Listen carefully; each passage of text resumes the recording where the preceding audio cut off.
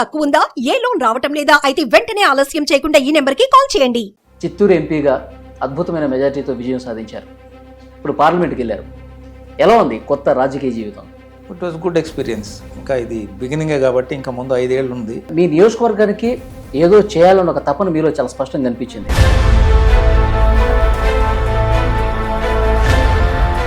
అన్ని డిసిప్లిన్స్ నుంచి వస్తున్నారు కానీ ఎంప్లాయ్మెంట్ దొరకటం కదా.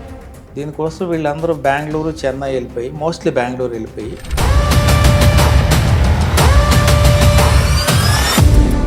ఆయన పెత్తనం ఎక్కువ ఉండేది. ఆయన అందరినీ అణిచేసేటటువంటి పరిస్థితి ఉండేది. ఎవరిని ఎదిగనిచ్చే పరిస్థితి లేదు. ప్రతిపక్షాలను అయితే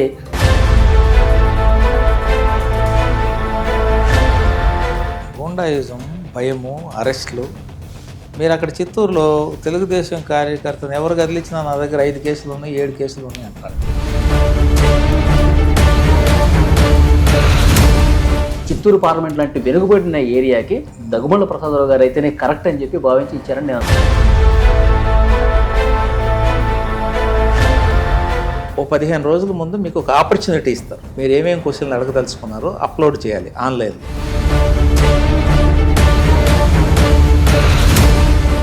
హత్యా రాజకీయాలు, హింసా రాజకీయాలు జరిగిపోతున్నాయి, ఇక్కడ రాష్ట్రపతి పాలన పెట్టాలి అని చెప్పి డిస్టిక్ హెడ్ నుంచి కింద బూత్ లెవెల్ లీడర్ దాకా ఉంటుంది. సార్ ఈ డబ్బు మూటలన్నీ తాడేపల్లి జగన్ ప్యాలెస్కి ఎవరు వాళ్ళ పార్టీ మనుషులు వాళ్ళే తీసుకుంటారు.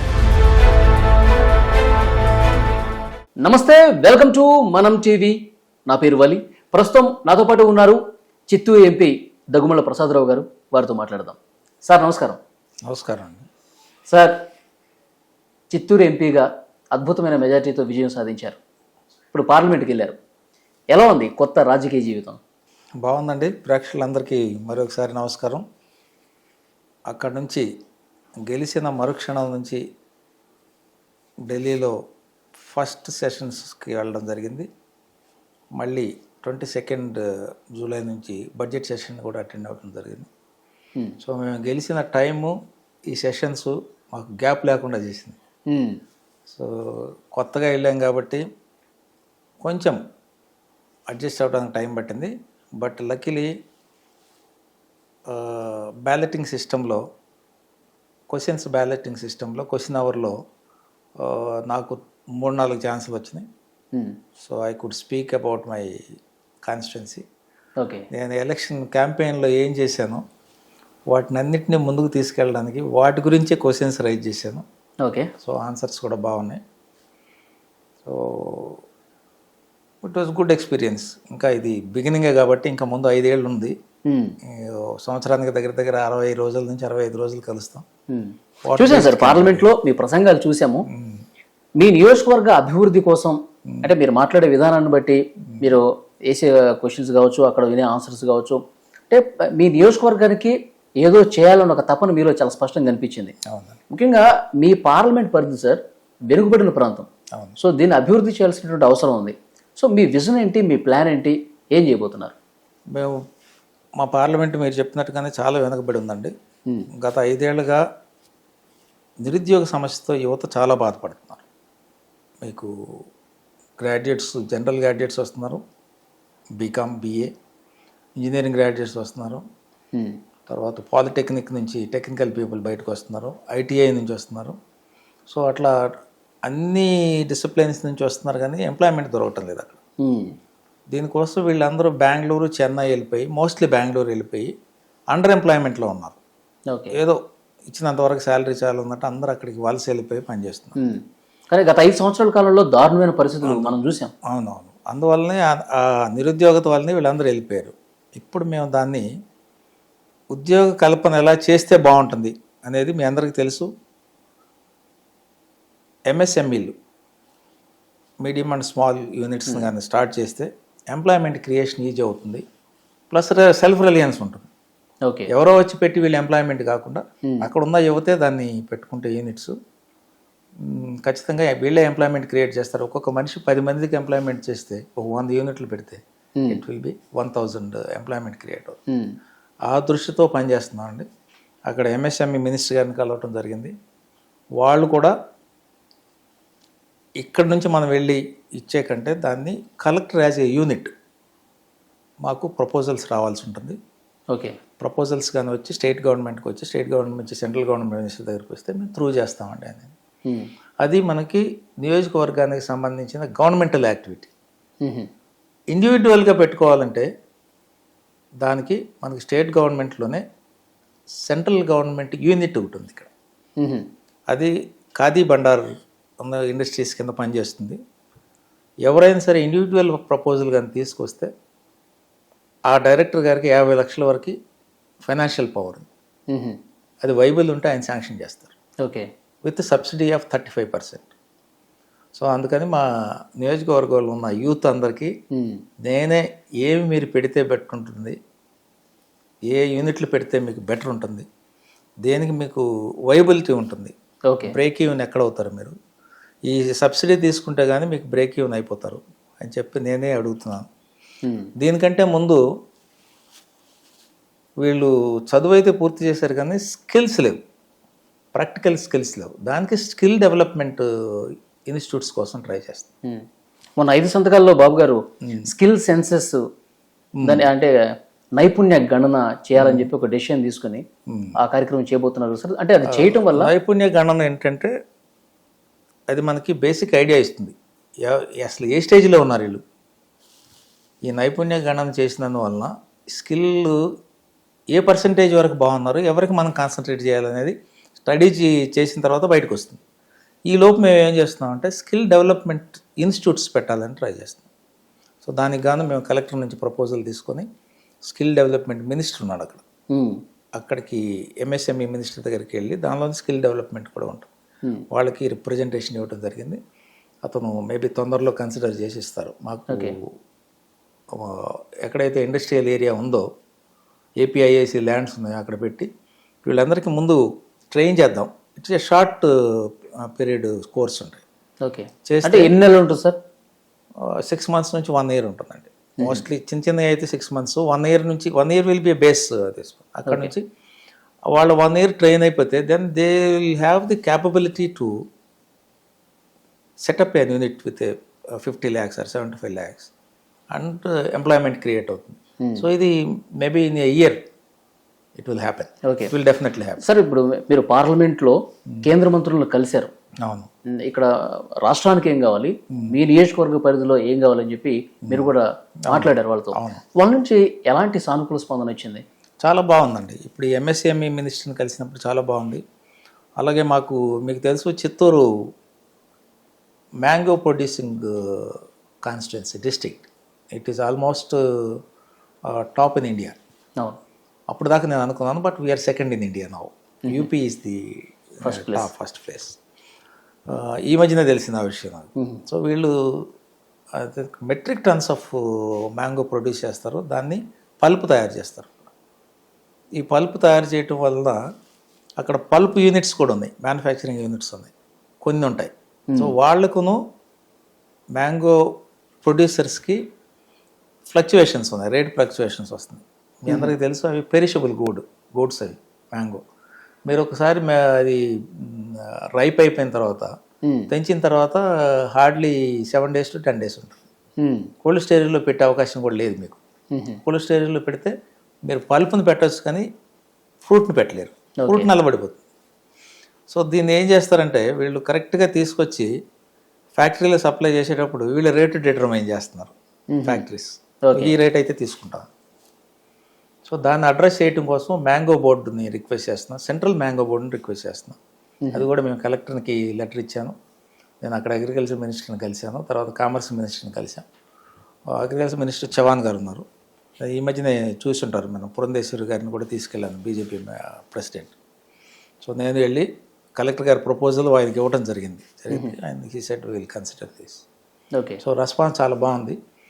మీకు తెలుసు మ్యాంగో బోర్డు వలన వచ్చే బెనిఫిట్స్ ఏంటంటే first it will control the fluctuations in the price, so that ఫార్మర్స్కి ఎక్స్పైర్ చేయకుండా ఉంటారు.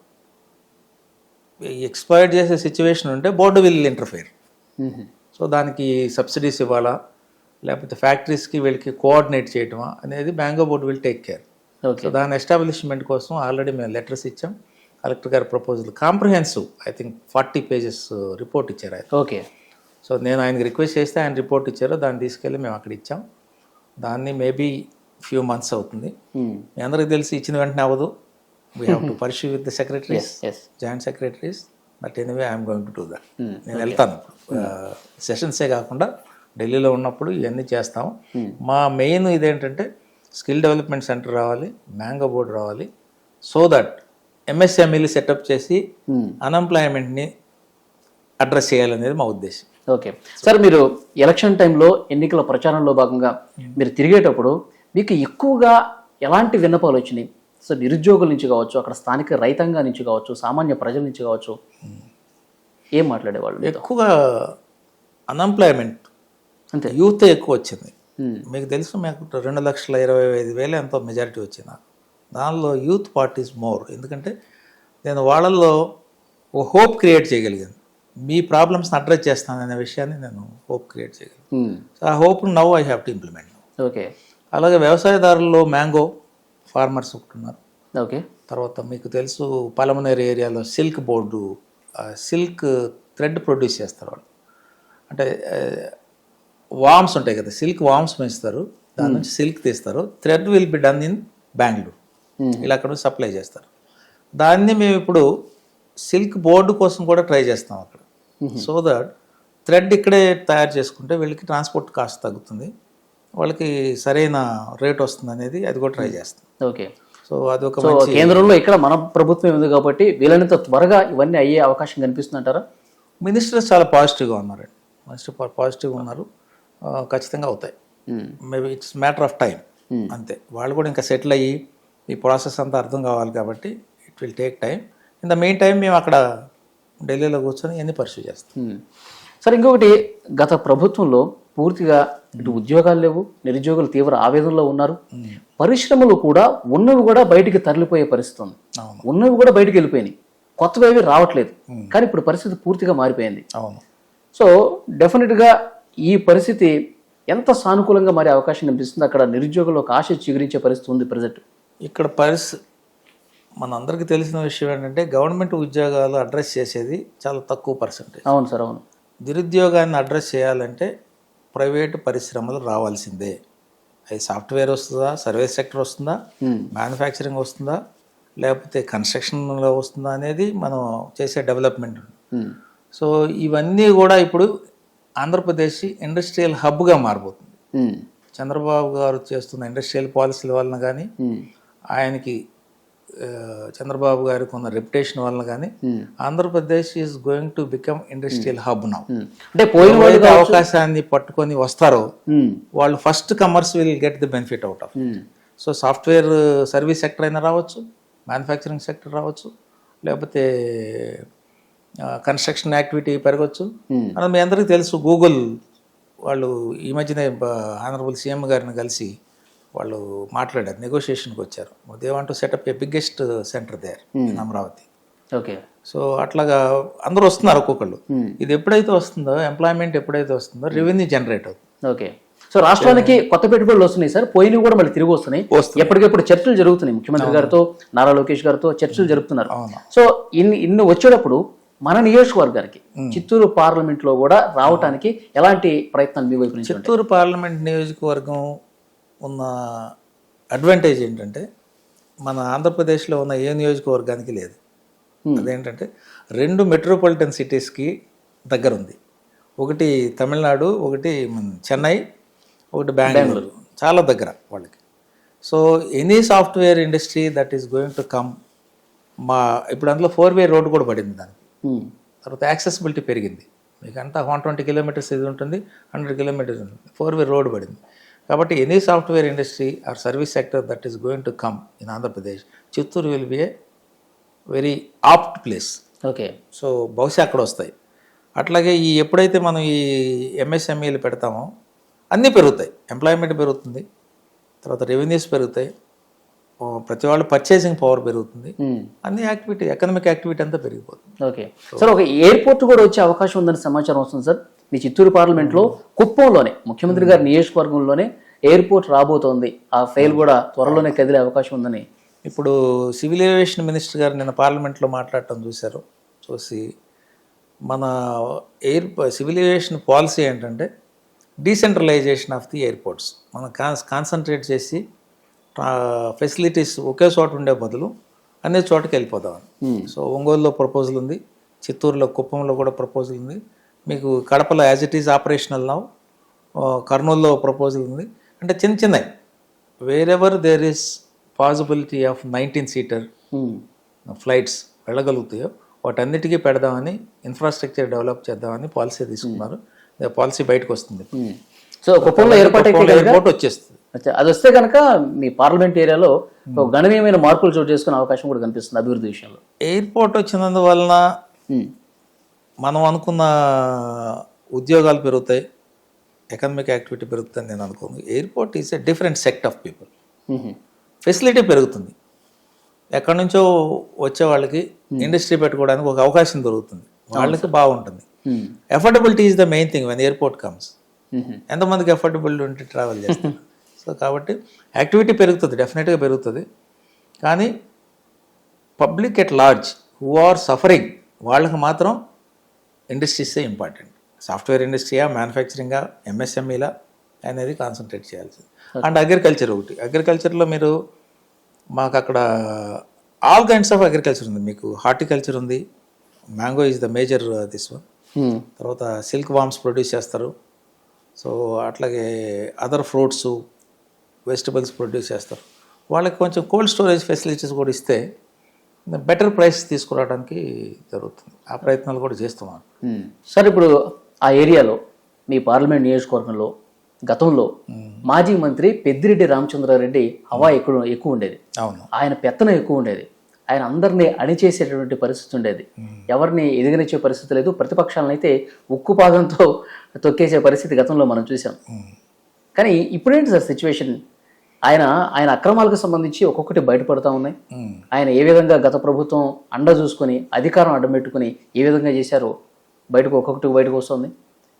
ఏం చెప్తారు మీరు ప్రచారం చేసే సమయంలో వారి గురించి వచ్చినటువంటి విషయాలేంటి? మీరు ప్రచారం చేసే టైంలో నేను ఎంపీగా అక్కడ సెలెక్ట్ అయిపోయి ఇచ్చినప్పుడు వాళ్ళు మీటింగ్ పెట్టుకొని చాలా లైట్గా తీసుకున్నారు. మనకి అడ్వాంటేజ్ అయిపోయింది. ఈయన ఎవరో నాన్ లోకల్ వచ్చాడు, ఎవరో ఐఆర్ఎస్ ఆఫీసర్ అంట, మనం కేక్ వాక్ ఇది గెలిచేద్దాం అనుకున్నారు. ఒక 15 రోజులు 20 రోజులు జరిగిన తర్వాత వాళ్ళకి అర్థమైంది ఇదంత ఈజీ కాదు, ఈయన ఏదో మొత్తాన్ని కదిలిచ్చేసాడు, ఎమ్మెల్యేలు కూడా పోతున్నాయి అనే విషయం అయితే వాళ్ళకి అర్థమైపోయింది. అతను ప్రిడామినెంట్ రోల్ ఉందండి అక్కడ. ఎయిదర్ ఇన్ ఎంప్లాయ్మెంట్, అంటే గవర్నమెంట్ ఎంప్లాయీస్ని చేయటం కానీ, ట్రాన్స్ఫర్స్ కానీ, లేకపోతే గ్రానైట్స్ దానిలో కానీ, అక్కడ గ్రానైట్ ఇండస్ట్రీ బాగుంది దానిలో కానీ, డైరీలో కానీ, లేకపోతే మ్యాంగో పల్ప్ ప్రొడ్యూసింగ్ ఫ్యాక్టరీ కూడా ఉంది అతను. వీటన్నిటిలో ప్రిడామినెంట్గా ఉన్నాడు అతను. ఇప్పుడు రైతులకి, డైరీలో ఫార్మర్స్కి మిల్క్ తెచ్చే వాళ్ళకి ప్రైస్ ఆయనే డిటర్మైన్ చేస్తాడు.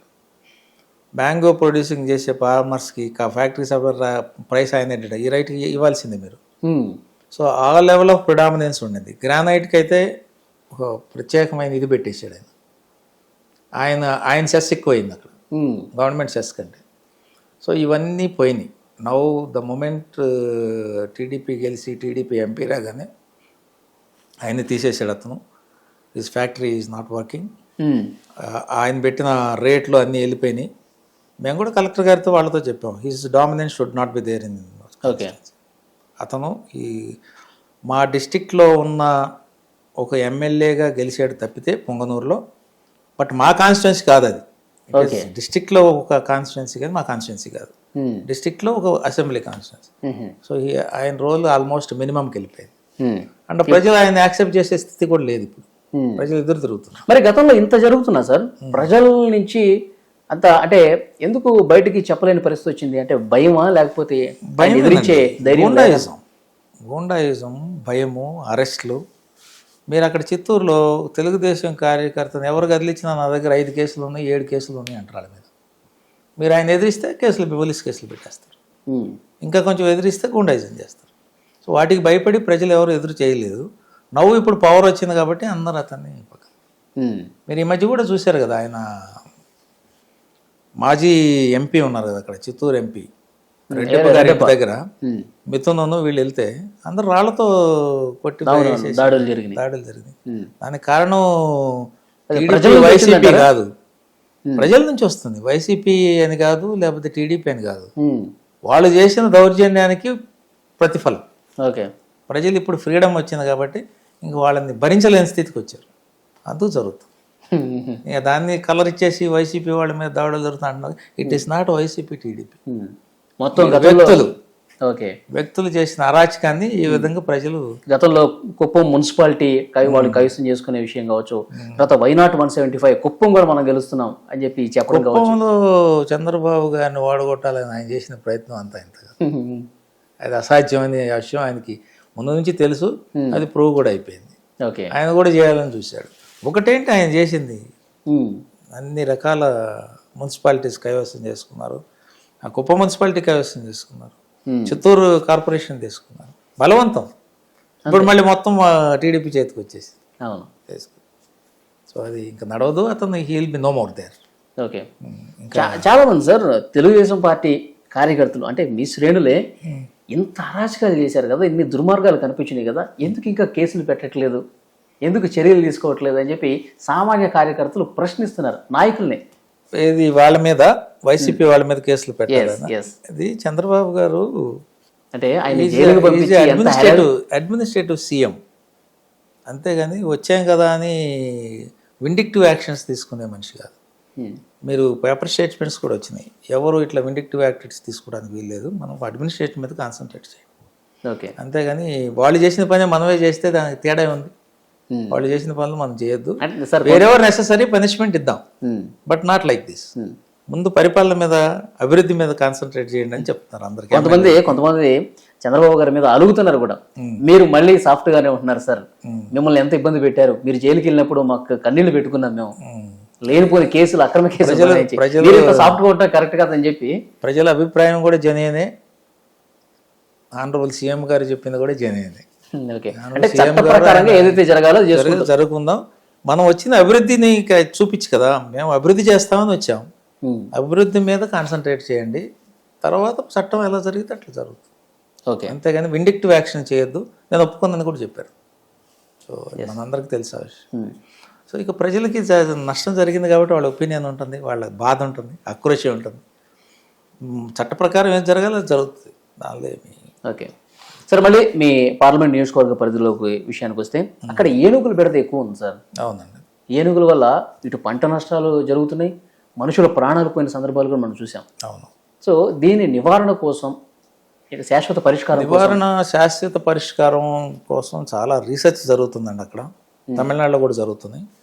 మాకు పూతలపట్లో, తర్వాత జీడి నెల్లూరులో, నగరి కొన్ని చోట్ల ఇట్లా జరుగుతుంది. ఏనుగులు ఒకేసారి వచ్చేస్తాయి, పంటనంతా నాశనం చేస్తాయి, ఎదురుపోతే చంపేస్తాయి. సో దాన్ని నివారించడానికి మార్గాలు వెతుకుతున్నాం. మేము వెతుకున్న దానిలో సోలార్ ఫెన్సింగ్ ఒకటి పెడదామని ఒక ఆలోచన ఉంది. సో దట్ జంతువులకి హాని జరగకుండా వాటిని నివారించడం అని పెడదామని చెప్పి ఒక నష్టం జరగకూడదు, ప్రాణ నష్టం జరగకూడదు, జంతువులు ఏనుగులకి ఏం జరగకూడదు, మనకి నష్టం జరగకూడదు. అందుకని సోలార్ ఫెన్సింగ్ మార్గం ఒకటి బాగుందన్నారు, అది పెట్టుకోవడానికి మేము ప్రయత్నాలు చేస్తున్నాం. ఇదేంటంటే షాక్ తగులుతుంది, వెంటనే ఇట్ విల్ గో, ముందుకు రాకుండా అవి గుంపుగా వస్తాయి. కానీ ఎంత మేర పెట్టగలుగుతాం సార్ అవి? మనం కొంత పెట్టొచ్చండి, అదేమి ఇబ్బంది లేదంటారా? ఇబ్బంది లేదు. Solar fencing is not so difficult, అది ఎక్స్పెన్సివ్ కూడా కాదు. తర్వాత ఆల్టర్నేటివ్గా కూడా ఒకటి చేస్తున్నాం. ఆల్రెడీ జరిగిన దానికి ఏంటంటే, పంట నష్టం జరిగితే ఏదో ఎస్టిమేషన్ వేయకుండా సైంటిఫిక్గా ఎస్టిమేషన్ వేసి రైతులకి రావాల్సిన కాంపన్సేషన్ రీజనబుల్గా అందేటట్టు అయితే చేస్తాం. ప్రస్తుతానికి పంట నష్టానికి మనం ఏమీ చేయలేకపోవచ్చు, కానీ పంట నష్టం జరిగితే పంట నష్టం ఎంత జరిగింది దాన్ని శాస్త్రీయంగా లెక్కగట్టి, ఏదో గంపగుత్తగా ఇది తీసుకోని అనకుండా శాస్త్రీయంగా లెక్కగట్టి మీకు ఎంత వస్తుందంటే అంత సహాయం చేయడానికి ప్రయత్నం చేస్తాం. ఈలోపు ఏనుగుల్ని ఇట్లా వాటిని మనం ఆపలేం, కానీ ఇది తప్పదు. మీరు క్షేత్రస్థాయిలో పర్యటన చేసినప్పుడు ఈ విషయాలు ప్రస్తావించారా? ప్రస్తావించాం. అక్కడ అట్లాంటివి చాలా ఉన్నాయి, జరుగుతున్నాయి. తర్వాత ఏదైనా రోడ్డు ఒకటి, ఈ విలేజ్కి ఆ విలేజ్కి రోడ్డు ఉండాలంటే అడవి, ఫారెస్ట్ వస్తుంది మధ్యలో, ఆ రోడ్డు 1 కిలోమీటర్ కనెక్ట్ చేస్తే బ్రహ్మాండమైన వస్తుంది, కానీ వీళ్ళు పర్మిషన్స్ రావు, ఫారెస్ట్ కాంప్లికేషన్స్ ఉన్నాయి. అది కూడా ప్రయత్నం చేస్తున్నాం మేము. అది 1 కిలోమీటర్ ఇస్తే facility is important rather than your own rules and regulations. So చిన్న థొరోఫైర్ ఇమని చెప్పి కూడా అడుగుతున్నాం. అవన్నీ ఇన్ కోర్స్ ఆఫ్ టైం వస్తాయి, ఒక్కొక్కటి ప్రయారిటీలో తీసుకొని చేస్తున్నాం. ఓకే సార్, గత ప్రభుత్వంలో ఎంపీల విషయానికి వస్తే రబ్బర్ స్టాంపులా ఉండిపోయారు. వాళ్ళు రాష్ట్రం కోసం పోరాడింది లేదు, రాష్ట్రం కోసం పనిచేసింది లేదు, రాష్ట్ర ప్రయోజనాల కోసం, విభజన హామీల కోసం రాష్ట్రానికి ఏది అవసరమో అది పార్లమెంట్లో మాట్లాడిన సందర్భాలు లేవు. కానీ ఇప్పుడు ఎంపీలు చాలా స్పష్టంగా రాష్ట్రానికి ఏం కావాలి, రాష్ట్ర ప్రజలకు ఏం కావాలి, తమ నియోజకవర్గ పరిధిలో ఏం కావాలి, ఇవన్నీ కూడా చాలా బలంగా పార్లమెంట్లో తమ గళాన్ని వినిపిస్తున్న పరిస్థితి మనం చూస్తున్నాం. అంటే ప్రజలకు కూడా ఒక అవగాహన వస్తుంది, చాలా తక్కువ సంవత్సరాల్లోనే ఆంధ్రప్రదేశ్కు మంచి రోజులు రాబోతున్నాయని చెప్పి ఒక సంకేతం అయితే మీరు ఇస్తున్నారు. మీరు మాట్లాడిన ఈ విషయాలు కూడా నేను చూశాను. మీ నియోజకవర్గానికి ఏం కావాలో కూడా అడిగారు. ఇంకా అక్కడ ప్రధానమంత్రి మోదీ గారు చాలా సాఫ్ట్గా ఆంధ్రప్రదేశ్ మీద ఉన్న పరిస్థితి మనం చూస్తున్నాం. ఎందుకంటే మనం ఒక పొలిటికల్గా కూడా మాట్లాడుకుంటే మన అవసరం కూడా వాళ్ళకుంది. సో ఈ నేపథ్యంలోనే ఎక్కువ నిధులు రాబట్టుకునే అవకాశం చాలా స్పష్టంగా కనిపిస్తుందా? మీరు అక్కడ దగ్గర నుంచి చూశారు కాబట్టి పరిస్థితి. వీళ్ళు ఇంతకుముందు ఎంపీల విషయానికి వస్తే చంద్రబాబు గారు పరిపాలన చూసే విధానం అదర్స్ చూసే విధానంలో చాలా తేడా ఉందండి. ఈయన ఒక విధంగా లిబరల్ డెమోక్రట్. అంటే ఎంపీస్ని అక్కడ ఉండి అక్కడ లోక్సభలో ఎంపీస్ మాట్లాడితే దాని ఎఫెక్ట్ ఇంపాక్ట్ ఏంటో ఆయనకి తెలుసు, కాబట్టి ఆయన అలౌ చేస్తారు. ఇట్స్ ఆల్ రీజనల్ పార్టీ, మీకు తెలుసు, ఆయన పర్మిషన్ లేకుండా మేమేం మాట్లాడటానికి లేదు. ఎవరైనా అంతే, మా లీడర్ చేసిన దానికి చేయదు. ఆయన లిబరల్ కాబట్టి మీరు మమ్మల్ని అలౌ చేసి మీరు ఇవన్నీ ప్రస్తావించండి అని చెప్తారు. అంతకుముందు వాళ్ళకి లిబరల్గా లేరు కాబట్టి వాళ్ళు ఏం మాట్లాడటానికి వీల్లేదా, లేకపోతే వాళ్ళే మాట్లాడలేకపోయారో మనకు తెలియదు. ఈయన చాలా దూరదృష్టితోటి చేస్తున్నారు.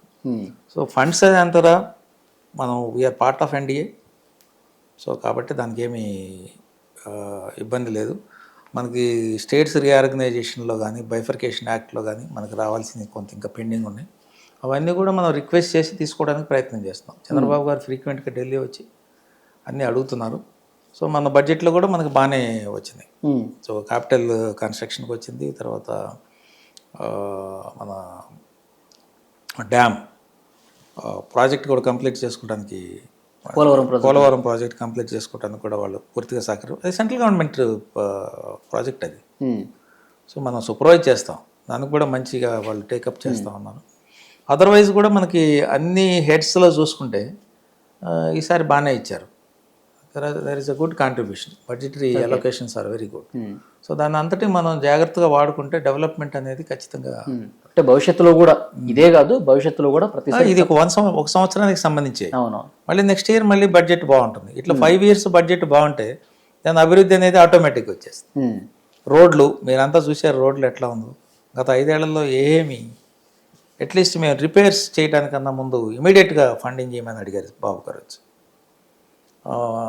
రూరల్ రోడ్లు పర్టికులర్గా రిపేర్స్ చేయడానికి, తర్వాత 2 feet ఎక్స్పాన్షన్కి చేస్తే, తర్వాత పెద్ద రోడ్లు ఎట్లాగో 43,000 45,000 kilometers మనకు వాళ్ళ టార్గెట్ ఉంది మన ఆంధ్రప్రదేశ్లో. సీఎం గారు అది చేయిస్తారు అది.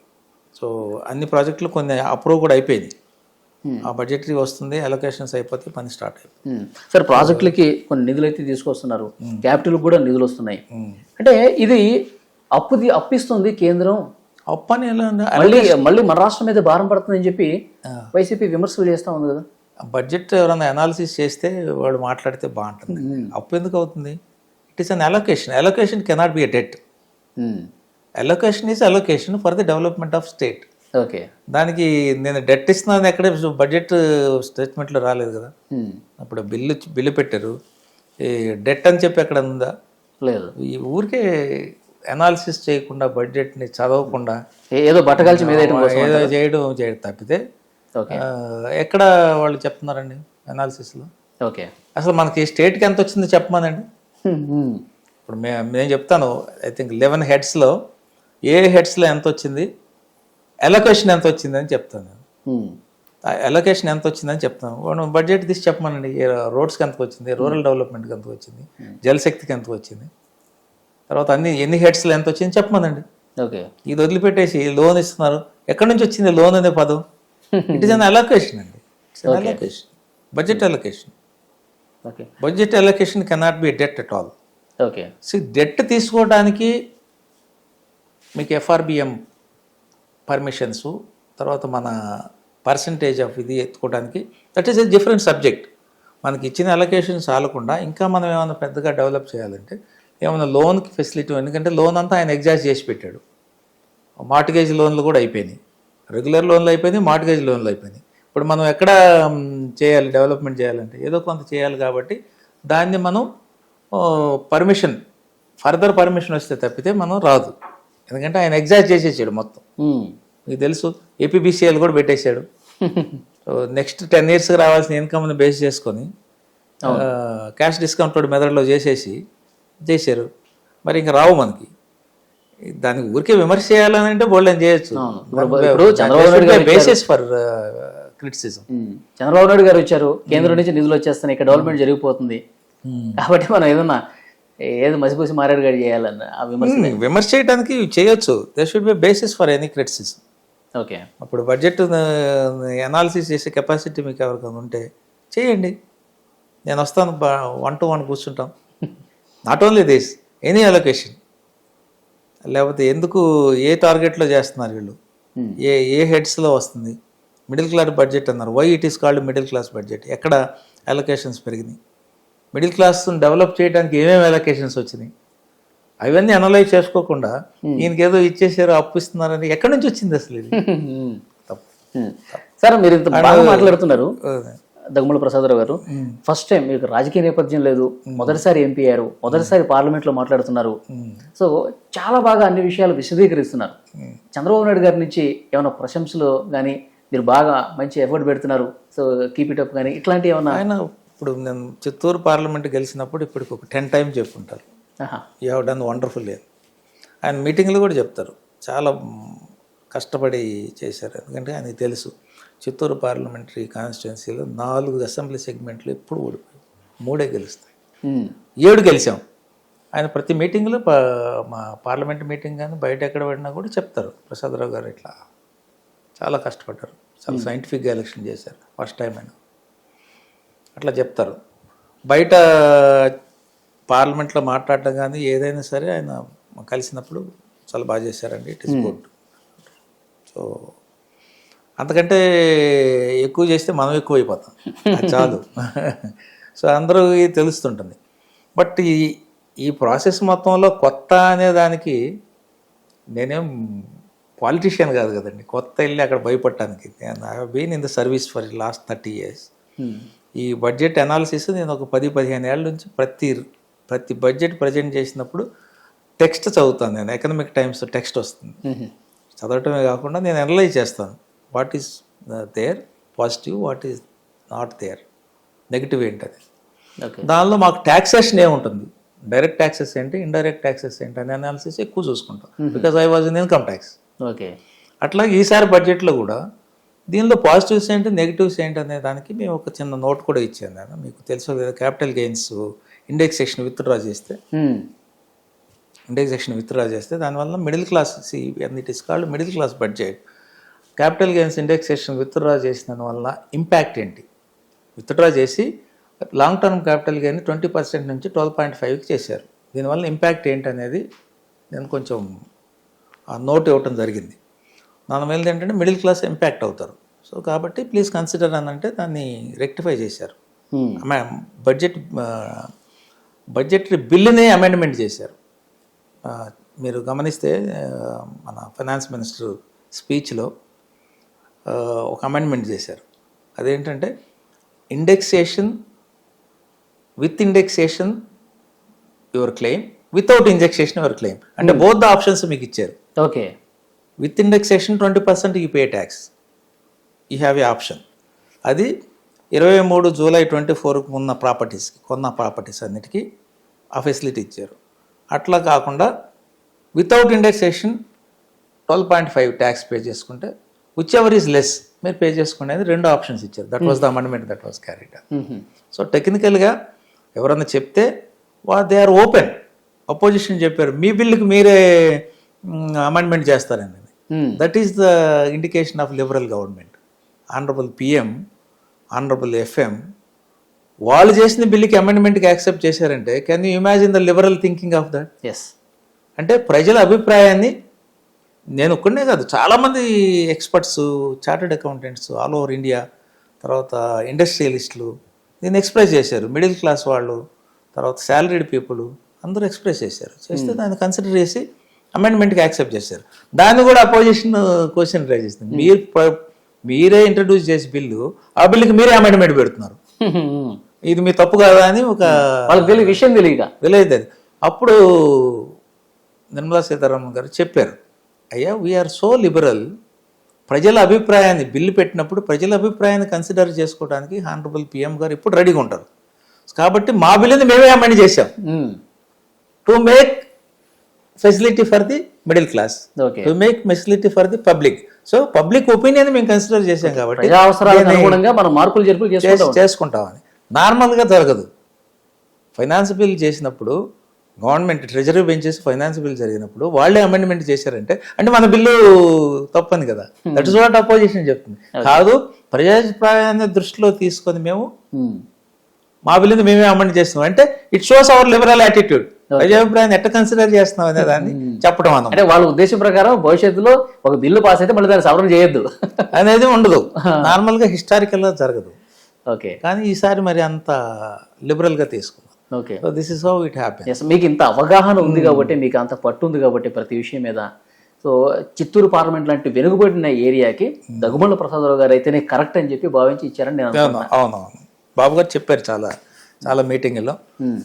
ఇది నా కాన్స్టిట్యున్సీకి ఇలాంటి వ్యక్తిని తీసుకొచ్చాను, ఎలక్ట్ అని చెప్పాడు.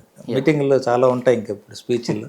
ఓకే, అందువలన అక్కడ ఏంటంటే కొత్తతనం మాట్లాడటంలో అదేమి ప్లస్ పాయింట్ ఏం కాదు. Because I have been there for the last 30 years. తెలియని వాళ్ళకి అప్పుడు నేను కొత్త పాలిటీషియన్ అయ్యి ఫస్ట్ టైం వెళ్తే ఇవన్నీ ఏది పార్లమెంట్ ఇదన్నా నాకు already I had enough of experience, enough of analysis, enough of knowledge ఉంది. దాన్ని ఈజీగా గ్రాప్ చేయగలరు. The moment they give an opportunity to me, I will express my self. Okay, opportunity రావటం అనేది ద గ్రేట్ థింగ్ దేర్. ఫ్రెషర్కి మీకు Lok Sabha process మీకు తెలిసింటే ఒక 2 minutes చెప్పమంటే చెప్తాను. చెప్పండి సార్. క్వశ్చన్ అవర్ అంటే మనం అందరం అనుకుంటుంటాం, అరే వీళ్ళు మాట్లాడట్లేదు, ఆ ఎంపీ గారు మాట్లాడట్లేదు, లేకపోతే పలానా వాళ్ళు మన వాళ్ళు అసలు సైలెంట్గా ఉన్నారు. నో, అక్కడ ఏమవుతుందంటే మీరు ఒక 15 రోజుల ముందు మీకు ఒక ఆపర్చునిటీ ఇస్తారు. మీరు ఏమేమి క్వశ్చన్లు అడగదలుచుకున్నారో అప్లోడ్ చేయాలి ఆన్లైన్లో. మనకు ఒక యాప్ ఉంటుంది, చేస్తే దానిలో 1200 క్వశ్చన్స్ వస్తాయి. దానిలో రోజులో 20 క్వశ్చన్స్ మాత్రమే ఫస్ట్ అవర్లో తీసుకుంటారు. దానిలో నుంచి సెలెక్ట్ చేసుకుంటారు. ఎట్లా? దాన్ని బ్యాలెటింగ్ అంటారు. అంటే లాటరీ జస్ట్ లాటరీ. ఓకే, దానిలో నుంచి లాటరీ తీస్తే ఒక 20 క్వశ్చన్స్ సెలెక్ట్ అవుతాయి. ఆ 20లో మనం రావాలి. అవుట్ ఆఫ్ 1200లో 20 సెలెక్ట్ చేస్తే 20లో మనం రావాలి. ఓకే, వచ్చింది కూడా 7th 6th మెంబరు 5th 1 నుంచి 7 లోపల వస్తేనే మాట్లాడటానికి. ఒక గంటలో 20 రావు, ఒక్కోసారి 10 లోపల క్లోజ్ అయిపోతుంది. మరి అవకాశాలు మాట్లాడేది మనం చాలా మిస్ అయిపోతాం. అంటే అవకాశం రాదు. అవకాశం వచ్చిన వాళ్ళు ఇలా మాట్లాడుకుంటారు.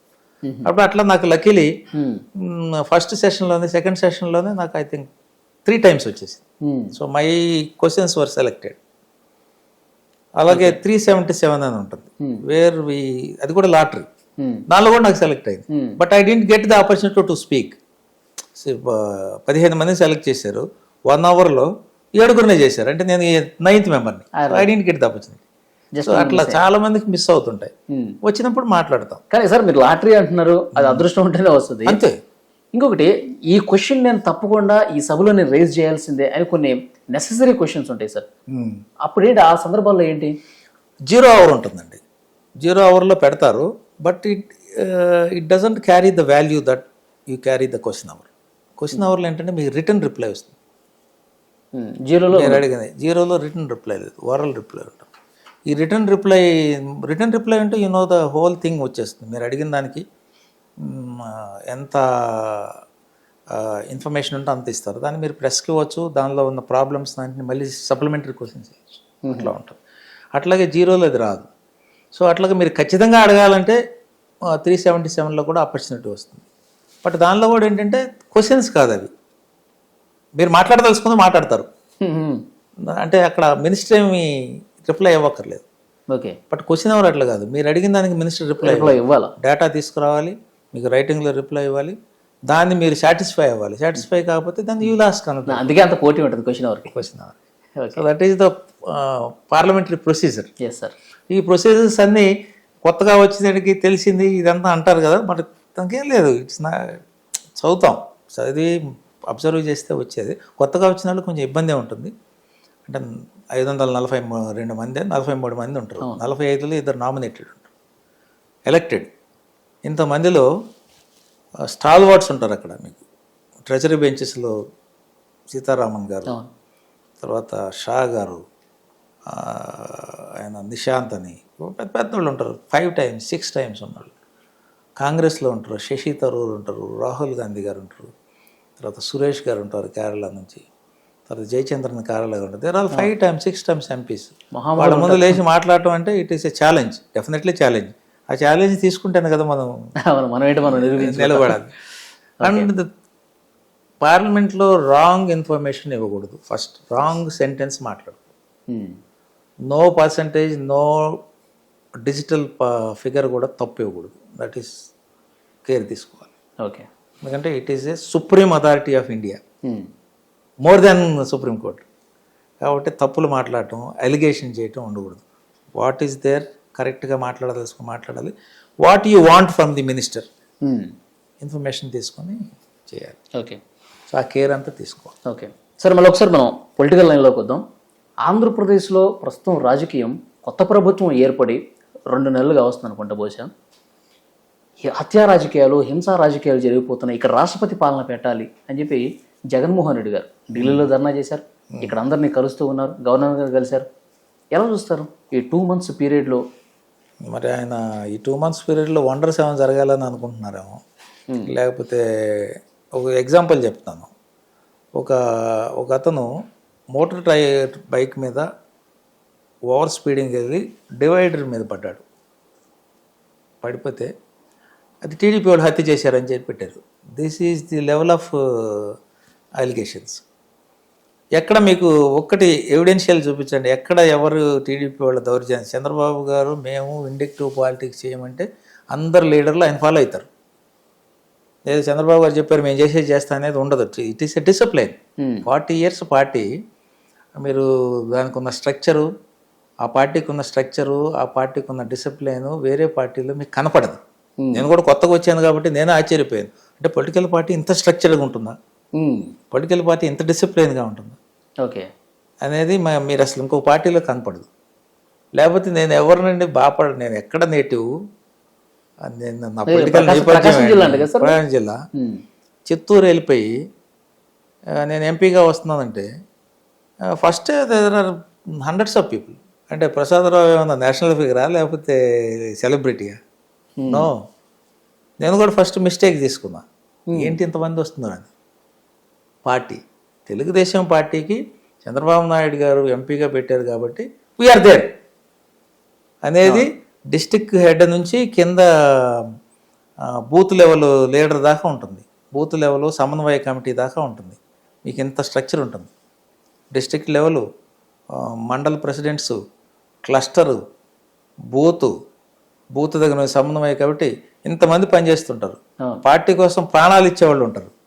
సో ఆ స్ట్రక్చర్లో మీరు వెళ్ళగానే మాకు టీడీపీ ఎంపీ బాబు గారు పంపించారు అంతే. ఇక ఆ లెవెల్ ఆఫ్ స్ట్రక్చర్ మీకు బయట కనపడదు. నేను కూడా చాలాసార్లు ఆశ్చర్యపోయాను, ఈ లెవెల్ ఆఫ్ ఇది ఉంటుందా, ఏదో ఆర్గనైజేషన్ లాగా ఇట్లా గీత గీసి ఆర్గనైజేషన్ లాగా ఉన్నది.